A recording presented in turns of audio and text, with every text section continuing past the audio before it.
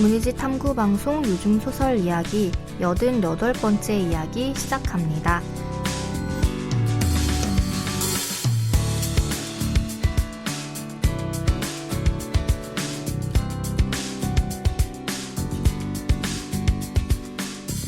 안녕하세요. 저는 KBS 1라디오에서 라디오 프로그램 제작하고 있는 이주영입니다. 네, 안녕하세요. 저는 해방촌에서 문학서점 고요서사 운영하고 있는 차경희입니다. 네, 저희 오늘은 전문낭독 특집 준비했는데요. 임선우 작가의 단편소설 유령의 마음으로라는 작품이에요. 기억하시겠죠? 많은 분들이. 저희가 작년 연말에 소개해드린 작품으로 기억하고 현대문학 2020년 12월호에 실린 작품이에요.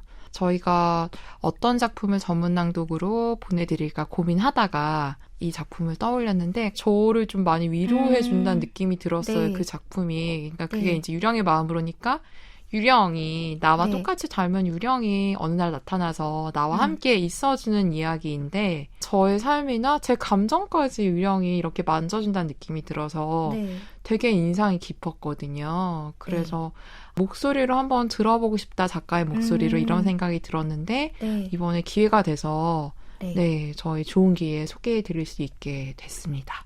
네. 저희가 사실은 신인 작가라고 말할 수 있는 작가분들의 거를 조금 더 소개하면 좋겠다라는 생각을 늘 하긴 하는데 그게 사실 쉽지는 않잖아요. 저희가 맞아요. 문예지를 기반으로 하고 저희가 독립문예지를 또 단편이 충분한 분량으로 실려있지 않은 경우들이 많아서 네. 아쉽게도 다 보지도 못하고 있고 네. 좀 그래서 그런 기회가 좀 적은데 그러면은 저희가 당장 단행본으로 만나보기 어려운 작품들을 좀 더 소개를 해드리면 좋지 않을까 싶어서 이거를 전문 낭독으로 들려드리려고 생각을 했습니다. 그리고 이번에 전문 낭독 때부터 저희가 낭독 음악을 살짝 바꿔봤는데요. 그 음악 하시는 강하솔님이 저희 요소야 팀에 선물로 음악을 만들어주셨어요. 그래서 제목은 여의공원로 13이에요. 이게 뭐냐면 KBS 본관 주소거든요. 맞아요. 네, 그래서 아니 저희 회사 주소가 이렇게 낭만적으로 들릴 수 있다니 아솔님 네. 정말 역시 아솔님이겠네요. 네, 감사합니다. 네, 고맙습니다. 문예지 탐구방송 요즘 소설 이야기 임선우 단편소설 유령의 마음으로의 전문을 지금부터 임선우 작가의 낭독으로 들려드리면서 저희는 다음 시간에 인사드리겠습니다. 들어주셔서 고맙습니다.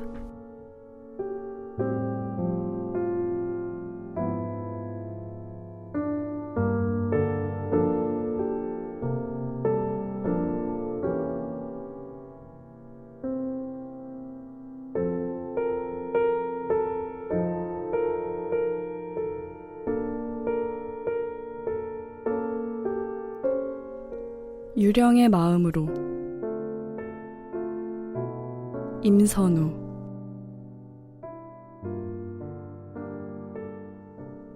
한가로운 오후 나는 빵집 카운터에 엎드려 있었다. 한낮인데 이렇게 어두운 것을 보니 곧 비가 쏟아지려나 생각하면서 창밖을 보던 중 나는 짧게 숨을 들이켰다. 무언가가 몸 밖으로 쑥 하고 빠져나가는 듯한 기묘한 느낌이 들었기 때문이었다. 동시에 내 몸은 얼음장처럼 차가워졌다. 나는 카운터에서 일어나 창고로 갔다. 창고 구석에는 작년 겨울에 쓰던 담요가 접혀 있었고 나는 먼지를 털 겨를조차 없이 그것을 몸에 둘렀다. 아직 나뭇잎도 푸르른 9월이었지만 뼛속까지 파고드는 추위에 정신을 차릴 수가 없었다. 잔뜩 움츠린 몸으로 창고를 나오다가 나는 놀라서 기절할 뻔했다. 카운터에 내가 눈을 감은 채 엎드려 있었던 것이다. 나는 멍하니 서서 내 몸을 바라보았다. 굽은 어깨와 벌어진 입이 남들 눈에는 저렇게 흉했구나 생각하면서. 죽은 것이 딱히 억울하지는 않았다. 다만 이렇게 갑작스러운 죽음을 맞이하게 될 거라고는 상상조차 하지 못했다. 평소에 지병이 있던 것도 아니고 전조 증상도 없었는데 이렇게 갑자기 죽을 수가 있나? 내가 정수보다 먼저 죽을 거라고는 아무도 예상하지 못했을 것이다. 정수는 2년째 병원에 식물인간으로 누워있는 내 남자친구다. 정수도 내가 죽었다는 사실을 알게 될까? 그런 생각을 하다가 몸에 두르고 있던 담요가 바닥으로 떨어졌고 동시에 카운터에 엎드려 있던 내가 눈을 떴다. 나도 모르게 뭐야 하고 소리쳤다. 죽었는데 어떻게 눈을 뜨지? 안 죽었으니까. 그것이 대답했다. 생김새뿐만 아니라 목소리도 소름 끼칠 정도로 나와 똑같았다. 그럼 너는 누구야? 내가 묻자 그것은 아무렇지도 않게 대답했다. 나는 너야. 그러면서 천천히 내 앞으로 다가왔는데 서로 가까워질수록 추위가 점차 사라졌다. 도통 이해가 가지 않았다. 나와 똑같이 생긴 유령은 내가 죽은 것이 아니라고 했다. 내 몸을 빼앗으러 온 것도 아니고 원하는 것도 없다고 했다. 자기가 왜 생겨났는지는 자기도 모르지만 분명한 사실은 자기 또한 나라고 했다. 그럼 나에 대해 네가 아는 걸 말해봐. 내가 말했다. 과거에 대해서라면 아무것도 몰라. 나는 지금 막 생겨났으니까. 그것이 말했다. 나는 그냥 네 감정을 똑같이 느끼고 있어. 기쁨이나 슬픔, 그런 거. 그래서 나는 그것을 없애기 위한 다양한 시도에 착수했다. 휴대폰으로 주기도문을 검색해서 외웠고 부적 사진도 보여주었고 귀신을 쫓는 데는 팥이 좋다길래 팥빵도 하나 꺼내어 먹었다. 그렇지만 그것은 꼼짝도 하지 않았다. 내가 무언가를 하나씩 시도할 때마다 심드렁해하는 얼굴을 보자 내 얼굴인데도 꼴보기가 싫었다. 나는 기운이 빠져 카운터에 도로 엎드렸다. 나는 악마도 아니고 유령도 아니야. 나는 그냥 너야. 그것이 다시 말했다. 그게 더 싫어. 내가 대답했다. 그러자 그것은 천천히 고개를 끄덕인 다음 말했다. 나도 너랑 똑같이 싫은 감정을 느껴. 그때 출입문에 달린 종이 울렸다. 일주일에 한두 번씩 빵집에 들러 쌀 식빵을 사가는 할아버지였다. 나는 할아버지에게 그것을 뭐라고 둘러대야 하나 걱정했다. 그러나 할아버지는 흐린 날씨에 관해 얘기하고 쌀 식빵을 계산하고 인사하며 나가는 순간까지 그것에게 눈길조차 주지 않았다. 다른 사람 눈에는 네가 안 보이나 봐. 내가 말했다. 그런가 봐. 그것이 대답했다. 그럼 잘 됐네 하고 내가 신이 나서 말했다. 너는 너에게 맞는 유령의 삶이 있을 거야. 그것을 찾아 나서도록 해. 나는 유령이 아니라니까. 그래도 나랑 떨어질 수는 있잖아. 유령은 내 말에 잠시 고민하더니 알겠다고 대답한 다음 빵집 문을 통과해서 밖으로 나갔다. 문제는 유령이 나와 멀어지면서 조금 전의 추위가 다시 찾아왔다는 것이다. 그것은 두 번 다시는 겪고 싶지 않을 만큼 고통스러운 추위였다. 나는 문을 열고 달려나가 길거리에서 유령을 붙잡았다. 내 손은 유령의 몸을 그대로 통과했지만 유령은 나를 돌아보았다. 유령과 마주서는 동시에 끔찍했던 추위도 말끔히 사라졌다. 믿을 수가 없네. 내가 중얼거렸다. 네가 그러니까 나도 당혹스러워. 유령이 말했다. 내 감정을 똑같이 느낀다는 게 사실이야? 그냥 네가 보이는 대로 말하는 거 아니야? 지금 나는 누가 봐도 당황한 사람이잖아. 나는 흥분해서 말을 쏟아냈다. 너는 당황한 것보다도 하고 가만히 듣고 있던 유령이 입을 열었다. 실망한 것 같은데. 그 말에 나는 입을 다물었다. 유령이 카운터에서 눈을 뜬 순간부터 나는 내가 죽지 않았다는 사실에 크게 실망하고 있었다. 결국 나는 유령과 함께 빵집으로 돌아갔다. 나는 카운터 의자에, 유령은 카운터 위에 걸터 앉은 오후. 여전히 비가 쏟아질 듯 날이 흐렸지만 정말로 비가 내리지는 않았다.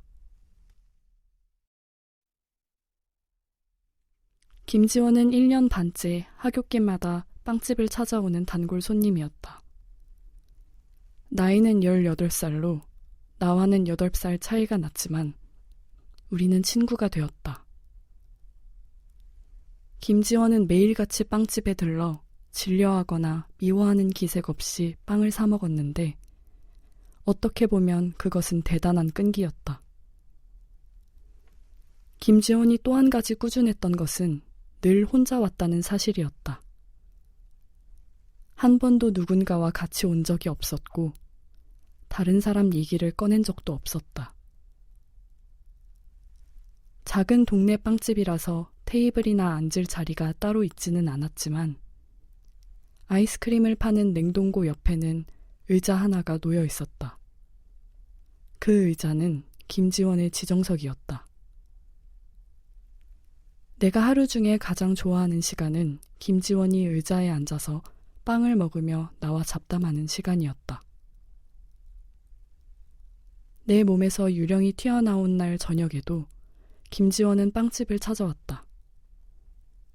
카운터 위에 앉아있던 유령은 김지원을 보고 천천히 일어났는데 일어나는 모양새조차 나와 똑같았다. 김지원은 호두빵 하나를 집어든 다음 의자에 앉아 나를 바라보았다. 언니 오늘 이상하네. 김지원이 말했다. 뭐가? 나는 덤덤한 척 말했다. 유령은 어느새 김지원 옆으로 가 있었다. 고작 그만큼 떨어졌는데도 추위가 느껴져서 나는 구석에 말아두었던 담요를 다시 펼쳐 무릎에 덮었다. 표정이 이상한데 무슨 일 있어? 김지원이 물었다. 아무 일도 없어. 내가 대답했다. 너 얘를 엄청 아끼는구나. 얘가 들어온 순간부터 마음이 좋고 편안하네. 유령이 김지원을 바라보며 말했다. 네가 상관할 일 아니야. 내가 유령에게 말했다. 그러자 호두빵을 먹던 김지원이 멈칫했다. 나는 순간 당황해서 너한테 한 말이 아니라고 설명했다. 김지원은 됐다면서 의자에서 일어나려고 했다. 그도 그럴 것이 김지원의 눈에는 빵집 안에 김지원과 나 둘뿐이었으니까. 나는 에라 모르겠다 하는 심정으로 지금 내 옆에 유령이 있다고 털어놓았다. 유령 아니라니까. 어느 순간 다시 내 옆으로 온 유령이 말했다. 그럼 너를 뭐라고 설명해야 하는데? 내가 물었다. 나는 너라고 몇 번을 말해. 유령이 대답했다. 그래서 나는 김지원에게 다시 말했다. 지금 내 옆에 나랑 똑같이 생긴 유령이 서 있는데 자기 말로는 자기가 유령이 아니래. 유령? 언니 왜 혼잣말을 하고 그래? 김지원은 이제 걱정스러운 눈길로 나를 바라보았다. 나도 이걸 어떻게 설명해야 할지 모르겠는데 오늘 낮에 몸이 엄청 추워지더니 유령이 나타났어. 내가 말했다. 김지원은 내 얼굴을 한참 살피더니 말했다. 전부터 느꼈지만 언니는 정상이 아니야.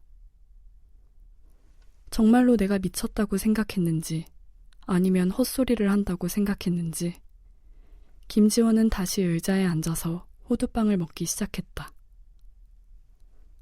그날 김지원은 평소보다 조금 일찍 빵집을 떠났는데 제발 나를 피하는 것만은 아니길 바랬다.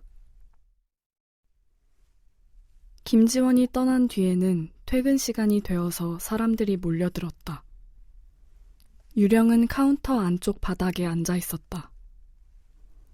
정신없이 빵을 팔며 유령까지 신경 쓰느라 마감 시간쯤 나는 완전히 녹초가 되었다. 오늘도 매대에는 감자빵 3개가 남아 있었다. 빵집에는 20가지가 넘는 빵들이 있었는데 그중 가장 인기가 없는 빵은 감자빵이었다. 투박한 생김새에 맛도 없어서 매일 2-3개씩 꼭 남았다. 그 바람에 남은 감자빵은 매번 내가 처리해야 했다. 처음에는 매일 저녁으로 감자빵을 먹었지만 먹다가 지쳐버린 나머지 감자빵을 처리하는 새로운 방법을 찾아냈다. 집에 가는 거 아니었어? 유령이 물었다. 나는 집에 가기 전에 들를 때가 있다고 말했다. 예상했던 일이지만 나는 퇴근하고 나서도 유령과 붙어 있어야 했다. 잠시만 떨어져도 추워서 견딜 수가 없었기 때문이다. 나는 유령과 함께 지하터널을 지나서 근처 한강으로 걸어갔다. 그런 다음 물가에 앉아 남은 감자빵을 물고기들에게 던져주었다. 빵집에서 일한 지난 3년간 꾸준히 해온 일이었다. 빵 조각을 던지면 수면 위로 물고기들의 뻐끔거리는 입이 올라왔다. 너도 빵 먹을래? 유령에게 물었지만 유령은 음식을 먹지 않는다고 했다. 대신에 유령은 물고기들에게 관심을 보였다. 기특하고 예쁘다. 유령은 물고기를 바라보며 그렇게 말했다. 나는 그런 말을 듣는 것이 약간은 괴로울 정도로 쑥스러웠는데 그것이 곧 내 감상이기도 했기 때문이었다. 나는 그런 생각을 입 밖으로 낸 적이 한 번도 없었다. 감자빵을 조금씩 떼어 물고기에게 던져주면서 나는 내 몫의 소보로빵을 먹었다. 그동안 유령은 물가에 쪼그려 앉아서 물고기를 구경했다. 너 얘네한테 감자빵만 줬어? 갑자기 유령이 나에게 물었다. 왜? 내가 당황해서 물었다. 얘네가 감자빵 더럽게 맛없대. 물고기들이 너한테 그렇게 말했어? 유령은 내 말에 대답하지 않고 다시 물고기들을 바라보았다. 물고기들은 유령에게 하소연이라도 하듯 정신없이 뻐끔거렸다. 응, 살려고 먹는 거래. 잠시 뒤에 유령이 말했다. 그걸 네가 어떻게 알아? 물고기랑 대화했어? 응. 나는 배신감에 사로잡혀 남은 감자빵 한 덩이를 던지지 않고 꿀떡 삼켜버렸다. 그렇게 해서 오랜만에 먹은 감자빵은 물고기들의 마음을 부정할 수 없을 만큼 퍽퍽하고 맛이 없었다. 빵을 다 먹고 던진 다음에야 유령과 나는 8평짜리 원룸에 돌아와 누울 수 있었다. 유령이 내 옆에 눕자 안 그래도 좁았던 집이 꽉 차는 듯했다. 누군가와 같이 자는 것은 2년 전 정수 이후로 처음이었다. 쉽게 잠들지 못할 것만 같았는데 막상 유령이 옆에 눕자 너무나도 따뜻해서 언제 그랬는지 모를 정도로 깊은 잠에 빠져들었다. 눈을 뜨니 토요일이었다. 나는 평일에는 빵집에서 일을 했고 주말에 쉬었다. 그래서 토요일마다 정수를 보러 병원에 갔다. 정수 부모님도 그 시간에는 나를 위해 자리를 비워주셨다. 벌써 2년째 반복되어 온 일이었다. 병실에 들어가자 정수가 침대에 누워 있었고 나는 지금 이 순간만큼은 유령과 함께라는 사실이 기뻤다. 어젯밤부터 나는 유령이 물고기들과 말없이 대화했던 것처럼 정수와도 대화할 수 있지 않을까 하는 기대에 차 있었던 것이다. 내가 부탁하자 유령은 정수를 향해 몸을 기울인 다음 눈을 감았다. 한참 뒤에 유령이 말했다. 아무것도 들리지 않아. 한 번만 다시 해보면 안 돼? 내가 말했다. 집중하면 될 수도 있잖아. 유령은 다시 눈을 감았다.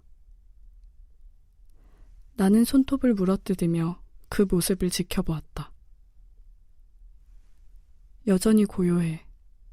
유령이 말했다. 알겠어. 내가 대답했다. 나는 분명 덤덤한 표정을 지었는데 유령은 나에게 너무 마음 아파하지 말라고 했다. 나는 병실 침대에 누워있는 정수를 물끄러미 바라보았다. 정수는 2년 전 여름 집 앞에서 교통사고를 당했다. 나는 빵집에서 일하던 중 정수 어머니에게서 전화를 받았다. 여보세요? 하는 떨리는 목소리를 들은 순간 나는 정수에게 끔찍한 일이 생겼다는 것을 직감했다. 그날 정수가 무엇을 위해 집 밖으로 나섰는지는 아무도 몰랐다. 정수는 약속이 있던 것도 아니었고 옷차림도 가벼웠다. 나는 정수가 산책하러 나갔나? 밥을 먹으러 나갔나? 담배를 사러 나갔나? 혹시 나를 보러 오려던 것은 아니었나? 끊임없이 생각했다. 유령을 통해 정수와 대화할 수만 있다면 나는 묻고 싶은 것들이 많았다. 오지도 않는 대답을 기다리는 사이 계절이 8번 바뀌었다. 나는 이제 혼잣말이 어색하지 않았고 정수 앞에서 울지도 않았다. 나는 정수 오른편에 있는 보조 침대에 누웠다. 내가 눕자 유령도 나를 따라서 정수 왼편에 누웠다. 그러지 마. 정수 불편해. 내가 말했다. 난 공간 차지 안 해. 유령이 말했다. 그러자 나는 할 말이 없었고 우리는 결국 정수를 가운데에 놓고 눕게 되었다. 얘는 콧대가 엄청 높다. 눈매도 길고. 유령이 옆으로 누워 정수의 얼굴을 바라보며 말했다. 네가 왜 좋아했는지 알겠어. 나는 그 말에 대답하지 않았다. 내 감정을 똑같이 느끼고 있다는 유령은 내가 정수를 왜 좋아하는지가 아니라 좋아했는지 라고 말했다. 그것을 생각하면서 나는 천장을 바라보았다. 옆으로 누워 정수의 얼굴을 볼 수가 없었다.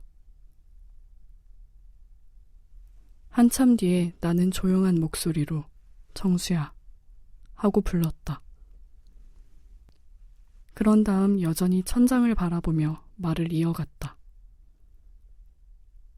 너도 눈치챘을지 모르겠지만 나한테 유령이 붙었다. 그래서 오늘은 너랑 대화할 수 있지 않을까 기대했는데 다시 생각해보니 정수 너는 유령이 아니잖아. 물고기가 아니잖아. 너는 사람이잖아. 내가 잘못 생각한 것 같아. 미안해. 병원에서 버스를 타고 집으로 돌아오는 길, 유령은 내 옆자리에 앉아서 말했다. 마음이 이상해. 그 남자 옆에 누워있는데 가슴이 먹먹했어. 그리고 내가 물었다. 그게 다야. 유령이 대답했다. 나는 말없이 앞사람의 새까만 뒤통수만 들여다보았다. 나는 집에 돌아와 씻고 불을 끄고 누워 천장을 바라보았다. 그제야 참았던 눈물이 흘렀다. 정수에 대한 내 사랑이 소멸해버렸다는 사실을 알고 있었다. 언젠가부터 나는 정수를 사랑해서가 아니라 정수와 헤어지기 위해서 정수를 기다리고 있었다. 천장을 바라보며 나는 한동안 소리 없이 울었다. 울고 있다는 사실을 유령에게 들켰을 테지만 멈출 수가 없었다. 일요일은 일주일 중 유일하게 집에서 쉬는 날이었다. 잠에서 깼을 때 나는 내 옆에 누워있는 내 얼굴을 보고 심장이 멎을 뻔했다. 유령도 깜짝 놀랐는지 우리는 눈을 크게 뜬 채 서로를 바라보았다. 이런 상황에 적응하려면 아무래도 시간이 좀 더 필요할 듯했다. 너도 잤어? 내가 물었다. 아니, 나는 그냥 누워 있었어. 너는 자면서도 마음이 바쁘더라. 유령이 대답했다. 정수 생각을 하다가 잠들어서 그런가? 하고 나는 속으로만 생각했다. 밥 좀 차려주라. 잠시 뒤에 내가 말했다. 싫어. 유령이 말했다. 오래전부터 나는 하기 싫은 일이 있을 때마다 몸이 두 개이길 바랬지만 정작 생겨난 두 번째 몸은 아무 도움도 되지 않았다. 나는 겨우 몸을 일으켜 계란말이를 만들었다. 그렇게 차린 아침을 혼자서 먹었는데 평소의 2배를 먹었다. 혹시 내가 예묵까지 먹게 되는 건가? 내가 물었다. 아니야. 그냥 네가 많이 먹은 거야. 유령이 대답했다. 나는 설거지를 하면서 속으로 저 이상한 유령을 어떻게 없애야 하나 고민했다. 병원에 가야 하나? 교회에 가야 하나? 굿을 해야 하나? 그런데 갑자기 싱크대 옆으로 검지만한 크기의 바퀴벌레가 나타났다. 내가 깜짝 놀라자 유령도 바닥에 누워있다가 벌떡 일어났다. 무슨 일이야? 나는 바퀴벌레를 손으로 가리켰다. 유령은 바퀴벌레를 뚫어져라 바라보면서 나에게 현관문을 열어달라고 했다. 내가 현관문을 열자 바퀴벌레는 순순히 밖으로 기어나갔다. 어떻게 한 거야? 내가 놀라서 물었다. 그냥 정중하게 나가달라고 부탁했어. 그게 통한 거야? 응. 그 순간 나는 유령과 함께 있는 동안 벌레 걱정은 없겠구나. 겨울이 오기 전까지만 같이 지내볼까? 하는 말도 안 되는 생각을 했다. 정작 유령은 내가 무슨 생각을 하는지도 모른 채 창가에 앉아서 쏟아지기 시작한 비를 구경하고 있었다. 며칠 내내 날이 흐리더니 이제야 쏟아지는 듯 했다. 심심하지는 않냐고 내가 묻자 유령은 감정을 전달받는다는 게 얼마나 바쁜 일인지 아느냐고 되물었다. 지금은 평온한데? 내가 말하자 유령은 고개를 저었다. 여태껏 단 한 번도 평온한 적은 없었어. 나는 그 말이 틀렸다는 걸 보여주기 위해 세상에서 가장 편안한 자세로 누워 콧노래를 흥얼거렸다. 그런데 콧노래를 흥얼거리다가도 문득 정수가 생각났다. 정수가 콧노래를 좋아했기 때문이었다. 정수는 지금도 콧노래를, 얼터너티브 록을, 가벼운 산책을, 단정한 셔츠를 좋아할까? 정수가 내일 당장이라도 깨어난다면 깨어난 정수는 내가 기억하는 정수와 얼마나 같을까? 또 얼마나 다를까? 나는 2년간 달라진 것이 많았다. 비 오는 날을 싫어했지만 이제는 좋아한다. 할리우드 영화 대신 느슨한 프랑스 영화를 좋아하게 되었다. 가장 좋아하는 빵이 소시지 빵에서 소보로 빵으로 바뀌었다. 그렇다고 해서 싫어했던 감자빵이 좋아지지는 않았지만 생각하는데 거봐 하고 유령이 나를 바라보며 말했다. 평온이랑은 거리가 멀다니까. 나는 출근하자마자 창고에서 간이 의자를 하나 더 꺼냈다. 유령의 간곡한 부탁 때문이었다. 아무리 그래도 맨바닥에 앉아있게 하는 건 너무하잖아. 빵집에 놓인 의자는 그래서 총 3개가 되었고 나는 하루 종일 유령과 나란히 앉아있게 되었다. 손님이 없을 때면 유령은 의자에 앉은 채로 다리를 천천히 흔들었다. 그것은 잊고 있었던 내 오래전 버릇이었다. 왜 그렇게 쳐다봐? 유령이 다리를 흔들다가 물었을 때 나는 아무것도 아니라고 대답했다. 다행히 김지원은 그날 오후에도 빵집에 왔다. 나는 내심 김지원이 나를 피하지는 않을까 걱정하던 중이었다. 김지원은 치즈 롤빵을 먹으면서 지금도 이곳에 유령이 있는지 물었다. 내 옆에 앉아있다고 대답하자 김지원은 증명해달라고 했다. 어떻게? 내가 물었다. 김지원은 롤빵을 공중에 띄워달라고 했다. 나는 그런 것은 유령이 할 수 없다고 말했다. 그러자 김지원은 빵집의 불을 꺼달라고 했다. 나는 그것 또한 할 수 없다고 말했다. 유령인데 할 줄 아는 게 아무것도 없어? 김지원은 잔뜩 실망한 얼굴이었다. 할 줄 아는 거 있어. 동물이랑 대화도 하고 내가 느끼는 감정을 똑같이 느껴. 내가 말했다. 그럼 지금 언니가 어떤 감정이래? 김지원이 물었다. 늘 그렇듯 울적해. 유령이 대답했다. 매우 평화로운 상태래. 내가 전했다.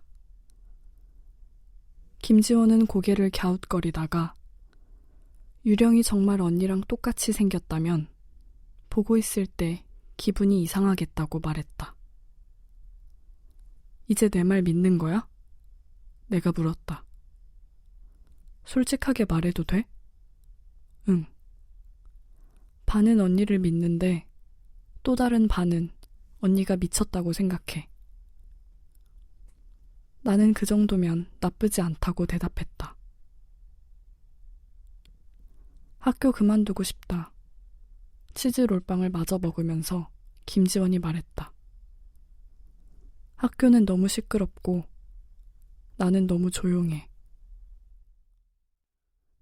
그 말을 듣자 나는 다시 정수가 생각났다.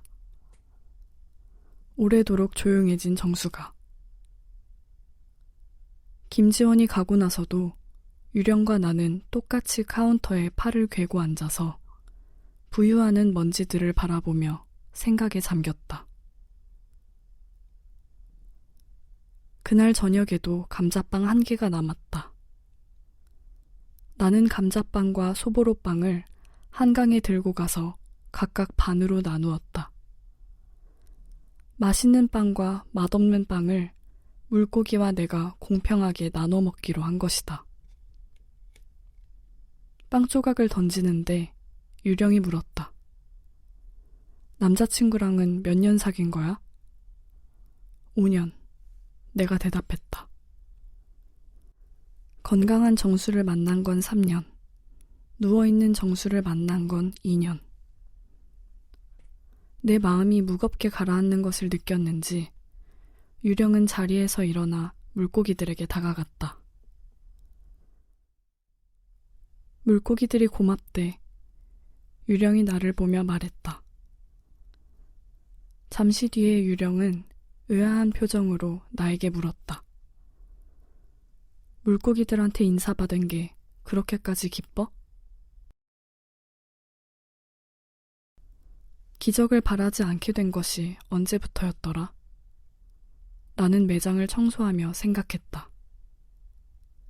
실망이 쌓이면 분노가 되고, 분노는 결국 체념이 되니까.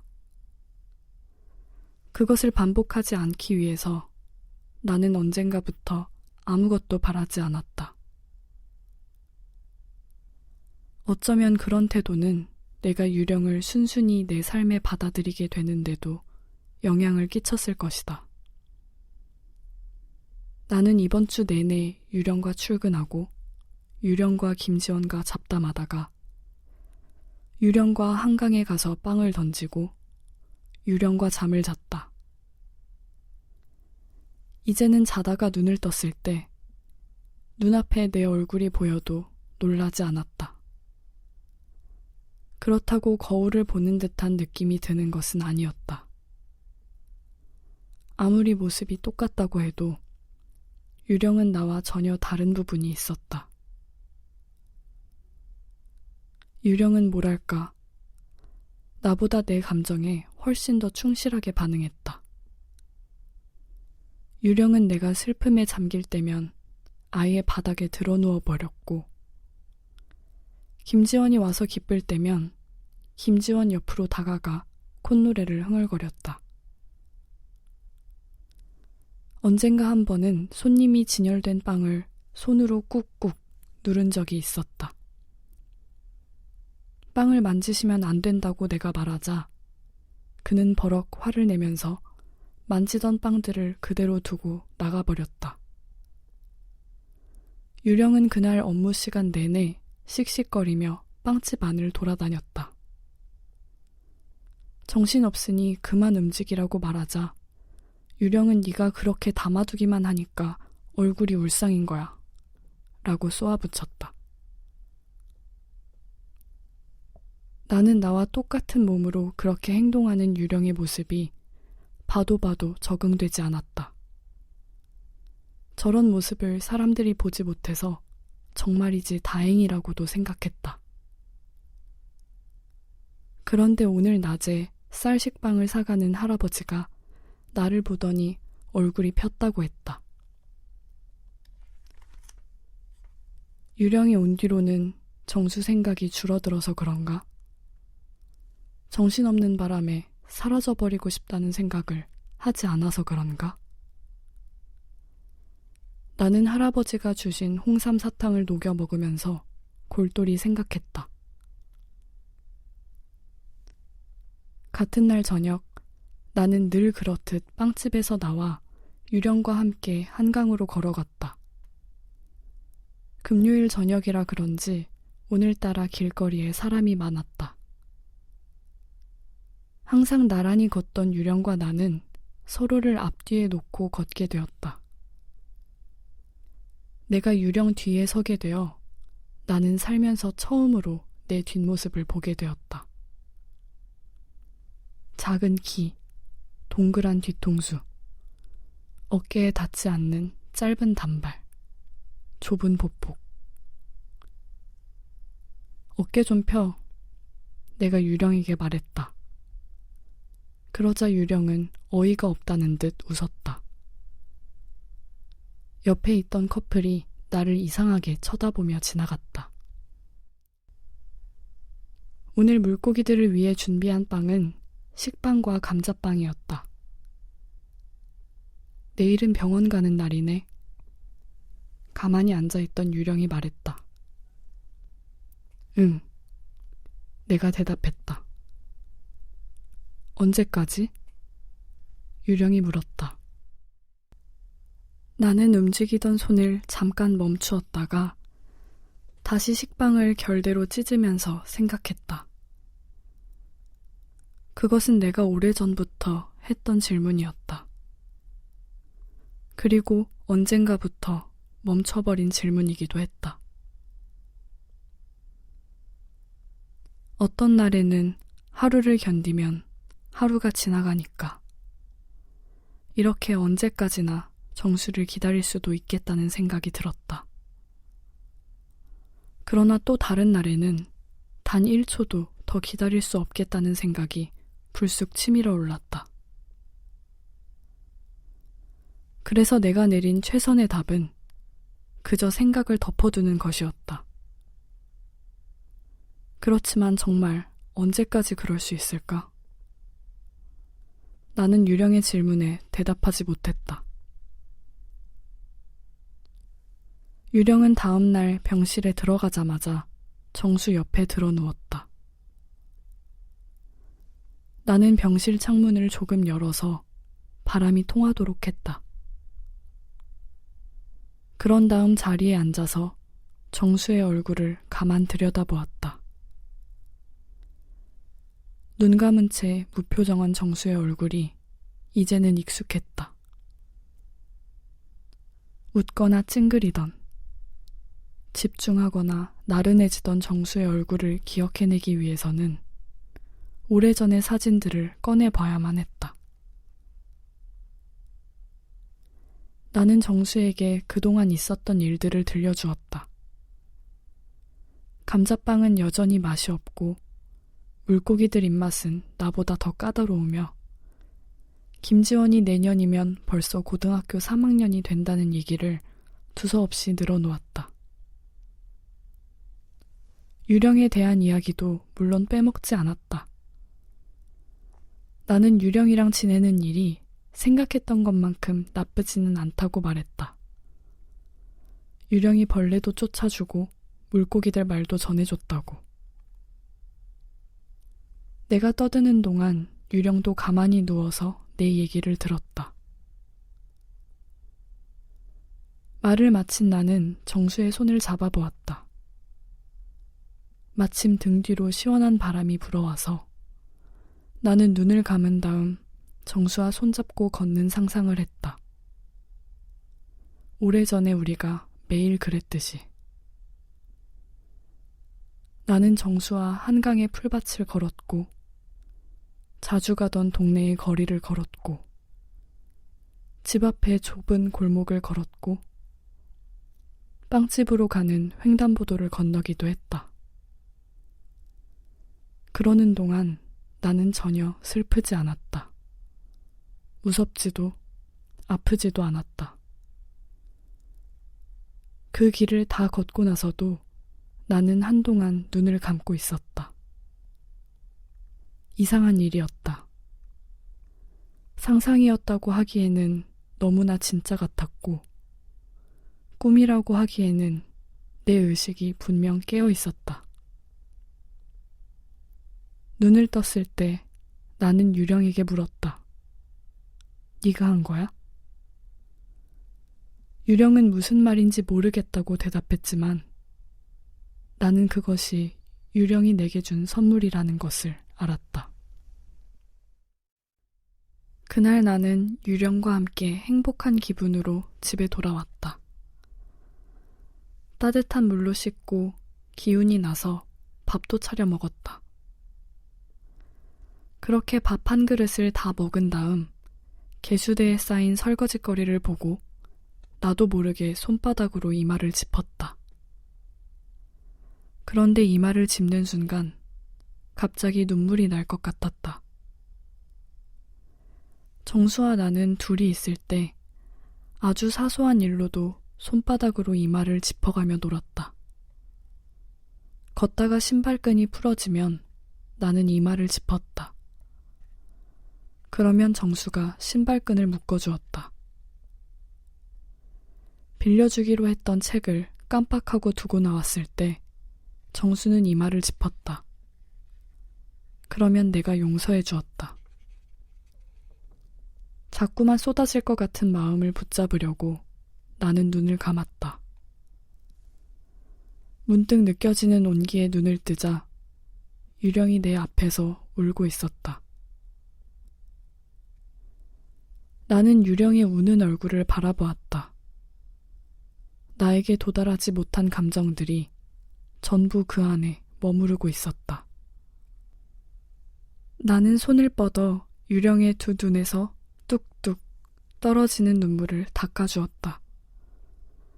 손에 닿지는 않았지만 분명 따뜻했고 너무나 따뜻해서 나는 울 수 있었다. 대체 어떤 유령이 눈물까지 흘리는 거야? 내가 말했다. 나는 유령이 아니니까. 유령은 우는 와중에도 그렇게 말했다. 잠시 뒤에 유령이 나를 끌어안았는데 그것은 내가 태어나서 처음으로 받아보는 한치의 오차도 없는 완전한 이해였다. 여기까지인 것 같아. 안긴 채로 내가 말했을 때 유령은 그래 라고 대답해 주었다. 나는 그날 이후로도 며칠 더 담담하게 일상을 유지했다. 출근해서 매장 바닥을 닦았고 빵을 팔았다. 슈크림빵을 먹는 김지원에게 참았던 질문을 하기도 했다. 빵이 질리지는 않아?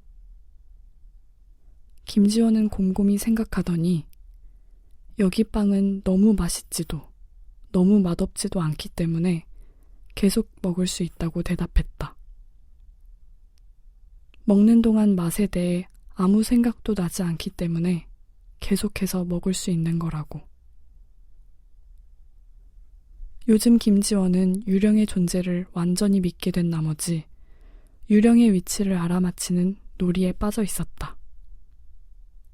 무언가 음습하거나 차가운 기운을 느낀다면서 여기 하고 빵집 아무데나를 가리켰는데 맞히는 경우는 거의 없었다. 그렇게 김지원과 장난치고 물고기들과 감자빵을 반씩 나눠 먹는 평범한 일상을 보내면서도 하루 중에 작은 틈새가 벌어질 때마다, 그러니까 빵집에 손님이 없거나 물고기들도 식사를 마치고 떠난 강물 앞에 앉아 있을 때마다 나는 멍하니 생각에 잠겼다. 그럴 때면 유령도 덩달아 넋이 나가 보였다. 그렇게 지내다가 평소대로 퇴근한 목요일 저녁, 나는 한강 대신 정수가 있는 병원으로 갔다. 병실에는 정수 어머니가 정수의 곁을 지키고 있었다.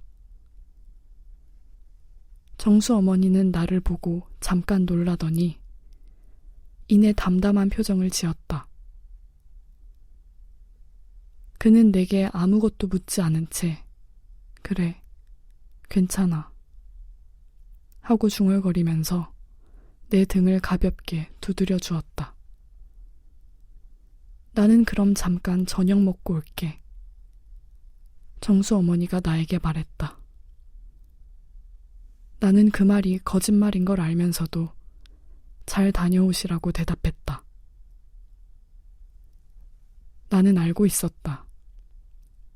정수 어머니는 식당이 아니라 사람 없는 곳을 찾아간다는 것을. 그러고는 오래도록 운다는 것을. 정수 어머니가 나간 병실에서 나는 정수의 얼굴을 한없이 바라보았다.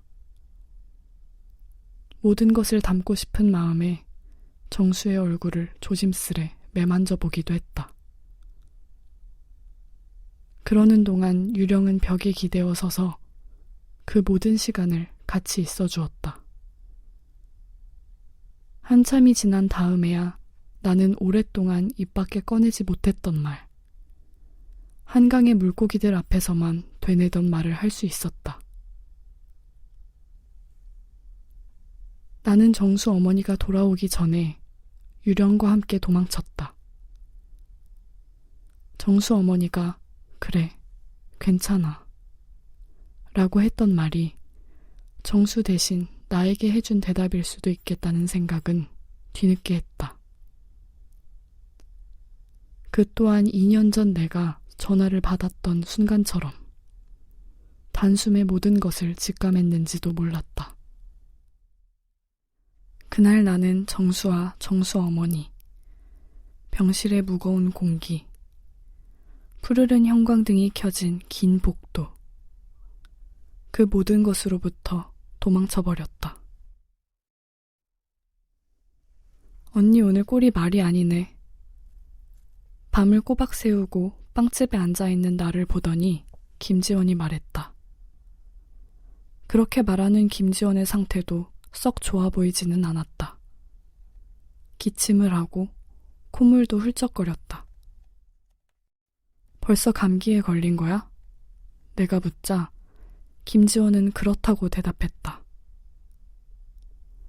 나는 김지원에게 따뜻한 허브차를 한 잔 만들어 주었다. 나, 김지원, 그리고 유령은 각자의 지정석에 피곤한 얼굴로 앉아서 잠시 아무 말도 하지 않았다. 언니는 어제 잠을 못 잤어? 김지원이 정적을 깨고 말했다.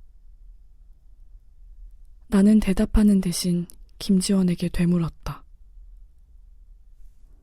나 빵집 그만둘까? 여기 그만두고 남쪽 섬에 가서 살까? 김지원은 나에게 그 말이 진심이냐고 물었다. 나는 반은 진심이고 반은 농담이라고 했다. 나는 언니 보러 여기에 오는 거야. 빵은 그다지 좋아하지도 않아. 김지원이 말했다. 얼마 전에 언니가 추워지면서 유령이 나타났다길래 며칠 동안 창문을 열어놓고 잤어. 너무 외로우니까 유령이라도 생겼으면 했는데 유령은 안 나타나고 감기만 걸렸어. 그러니까 남쪽 섬은 나중에 가면 안 돼? 나는 그날 김지원을 데리고 한강에 갔다. 김지원은 처음에 물고기들을 무서워했지만 물고기들이 김지원을 반기고 있다는 유령의 말을 전해주자 이내 즐거워하면서 빵 조각을 던졌다. 이걸 누가 먹나 했는데 언니랑 물고기였구나. 김지원이 감자빵을 보며 말했다. 빵을 다 던지고 나서도 우리는 강가에 앉아 얘기했다. 나는 남쪽 섬은 그냥 해본 소리였다고 했다. 그리고 나중에 내가 빵집을 떠나더라도 우리는 어디서든 만날 수 있다고 말했다. 조용히 앉아있던 유령이 자리에서 일어났다. 유령은 김지원 옆으로 가서 앉더니 김지원의 어깨를 감싸 안아주었다. 뭘 한 건지는 몰라도 되게 따뜻하네. 김지원이 말했다.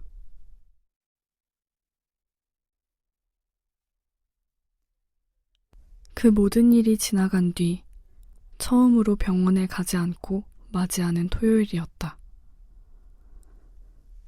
나는 누워서 무엇을 할까 생각하다가 미뤄두었던 집안 청소를 하기로 했다. 유령은 내가 청소하는 내내 식탁에 앉아 다리를 흔들다가 내가 청소기를 들고 다가가면 다리를 들어서 비켜주었다. 내친 김에 나는 밀린 설거지까지 끝냈다. 오후가 되자 집이 깨끗해졌고 나는 냉장고에서 맥주 한 캔을 꺼내어 바닥에 앉았다. 차가운 맥주를 마시자 기분이 좋아졌다.